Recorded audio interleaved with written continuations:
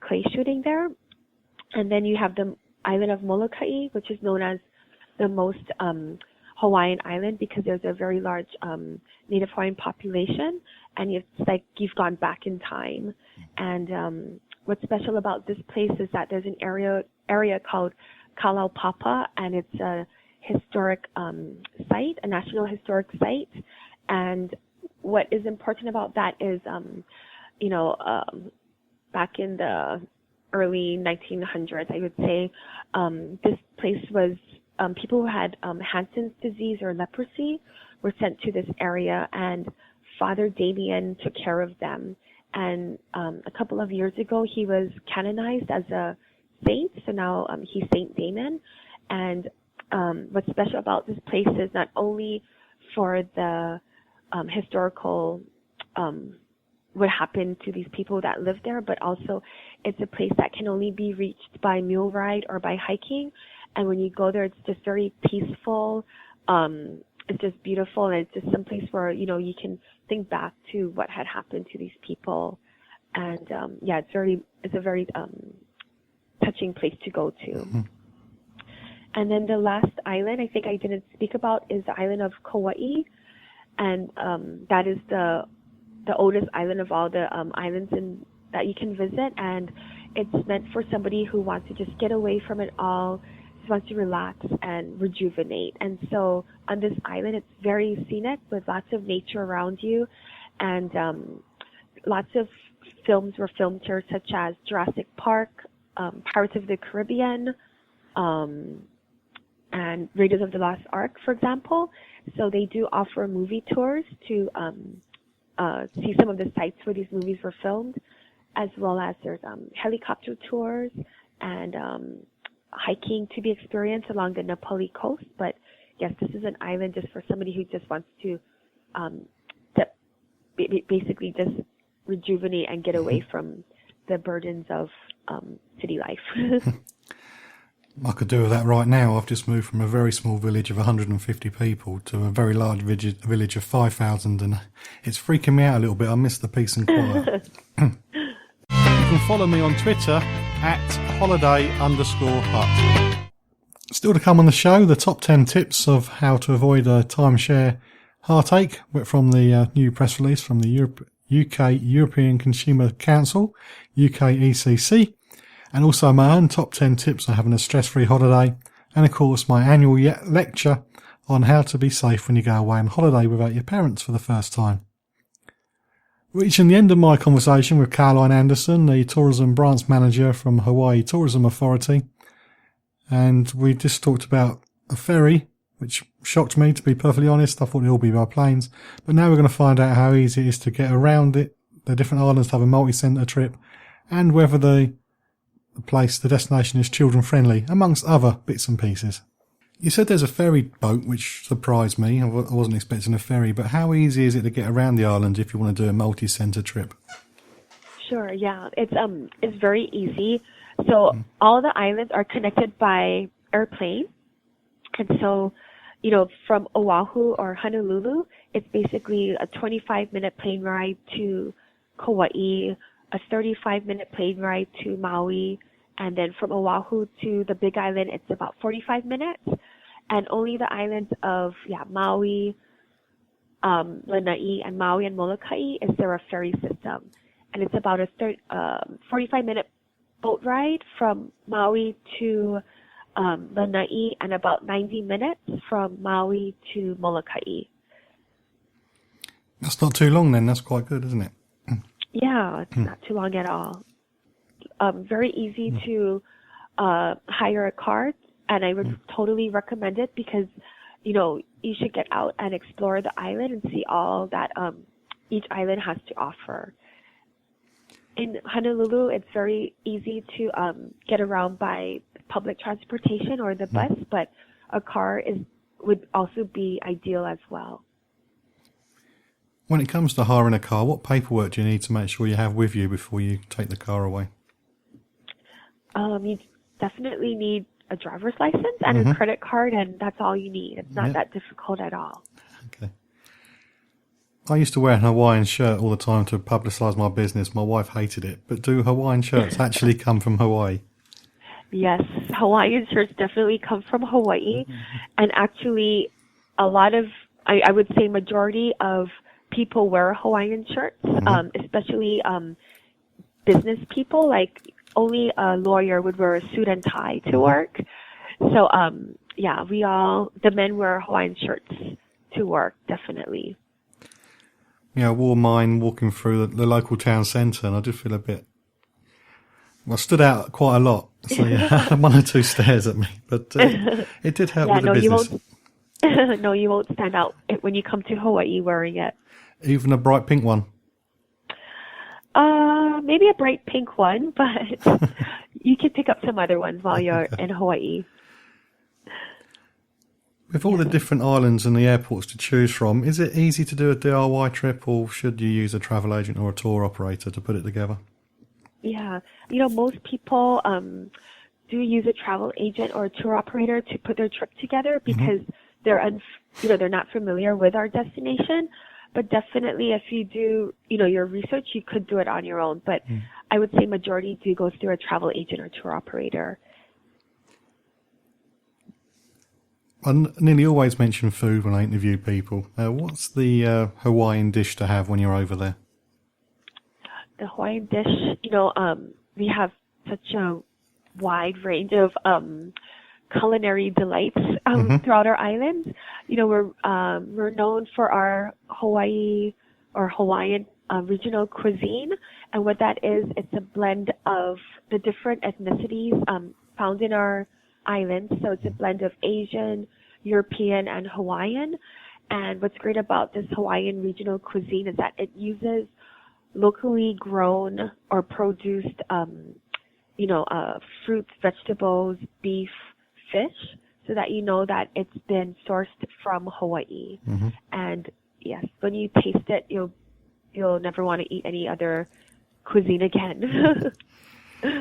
But not only do we have that, but we have, everything from, the traditional Hawaiian food like kalua pig and poi to, you'll find, Asian foods and European foods as well.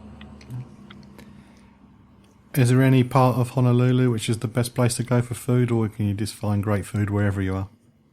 Yeah, you can just find great food wherever you are. Some of the growing hotspots are in Kaimuki. There's a number of up-and-coming restaurants there, as well as in downtown Chinatown as well.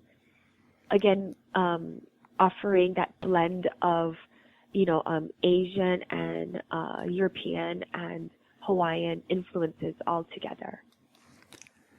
I shouldn't have brought it up. I'm quite hungry now. That'll me. I'm getting hungry too. From how you described the islands and the scenery and things to see and do, it sounds like the ideal location for a honeymoon. What would be a good itinerary for a couple on their honeymoon? That's a good question, and I think it just depends on, what the couple is into. So, if they're, if they've never surfed before, maybe they want to go down to Waikiki Beach to learn how to surf together, or if the couple is, has that more adventurous streak to them, maybe they want to, do some hiking or trekking on Kauai or on Hawaii Island. And if they just want to just get away and relax and just sit on the beach and look at the sunset together and hold hands and stare in each other's eyes, well, that can be done too. So it doesn't, it's a place for any romance, any romantic getaway. Yeah, I've got an anniversary coming up. Perhaps I should look into that. It might give me some brownie points. Yeah. Definitely. We talked about the nature and the hiking and the surfing and stuff, but is it an ideal location for kids? Is there stuff for teenagers and slightly older children to do? Yes, no, definitely. And actually, in Hawaii, we're very much family-oriented, or, the word ohana means family in Hawaiian. And yes, there's definitely tons of activities for kids to do, whether it's going to one of the aquariums on Oahu or Maui, to just being in the ocean and You could go to the tidal pools and see, the nature firsthand, to hiking. Some hotels also offer lessons on how to do hula or learn to play the ukulele. But no matter what, there's definitely great activities for kids. And finally, how do we find out more about visiting Hawaii? Sure. To learn more about our destination, you can visit gohawaii.com/UK, and there you'll find more information for your trip planning. That's a nice and easy one to remember, isn't it? Yeah. Okay, thanks, Caroline. Thank you for your time. Thanks, John. You can keep up to date with travel news and leave me a message at facebook.com/John Guinn Travel Show. Back in January, I had a guest from the UK European Consumer Centre, and we're talking about timeshares. If you didn't listen to the show, well, one, where were you? And two, I'll put a link for it at facebook.com/John Guinn Travel Show. Lots of information, but I'm going to summarise it now because the UK ECC, as they're catchily known, has just released the top 10 tips for timeshares.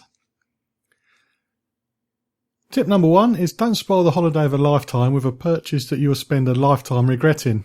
They say think hard before you buy a timeshare, a membership in a holiday club or anything similar. Number 2, beware of free holidays, lotteries that you win or party invitations. Remember, there's no such thing as a free lunch. The more aggressive the sales pitch is, the more suspicious you should be. But wolves also come in sheep's clothing, speaking your own language. Number 4, never pay anything at a presentation. Never ever pay anything at a presentation. So important, they said it twice. Number 5 is ask for a contract in your own language. It's your right, and good companies will provide that without hesitation. You should always do your sums. Watch out for hidden extras like insurance or maintenance. Work out what they'll add up to over the lifetime of the contract. Number 7, before signing anything, check the website of the company and what other people have said about the company on review websites. It's quite easy to do. Number 8, beware of contracts that offer accommodation or leisure time activities for 1 year or less. They're not covered by the same protection from scams. Number 9, never pay anything when you sign the contract. You have 14 days to change your mind. You don't have to give a reason. You can just cancel. And finally, too late, well, don't despair. If a trader did not treat you fairly, you may still have a case for getting out of the deal. You just need to ask your European Consumer Centre what you should do. And I will put a link with the website for the UK European Consumer Centre and their telephone number at facebook.com/John Guinn Travel Show. If you've entered a timeshare contract and you haven't been able to get out of it, or if you did get out of it, just please share your story with us at facebook.com/John Guinn Travel Show. It'd be interesting to see who's been successful in getting out of these contracts and how somebody like the UK ECC has helped you to get free of the shackles of a dodgy deal. It's definitely the travel show for tips this week. I've just shared the top 10 tips for the UK ECC and timeshares, how to avoid being stuck with a millstone round your neck. And shortly I'll be talking about how to be safe when you're on holiday for the first time without your parents. It's my annual lecture. If you've been with me over the years, I'm sorry you're going to hear it again. But if you're brand new, hopefully there'll be something interesting and new for you to know and either take care of for yourself or tell your children about. But for now, it's my top 10 tips for a stress-free holiday.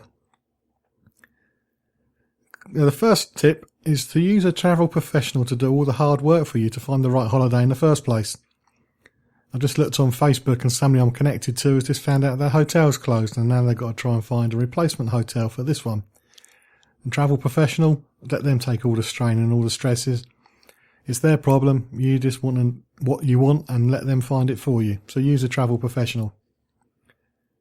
Tip 2, a luggage can cause your stress levels to rise as you manhandle it in to the check-in desk and then wait at the luggage carousel for it to, hopefully, come back to you at the other end. But there are companies that will send your luggage away, so it's waiting for you at the hotel and then send it back home for you and it'll be home with you a few days after you get back. a lot less hassle. Google, you find plenty of companies that do it.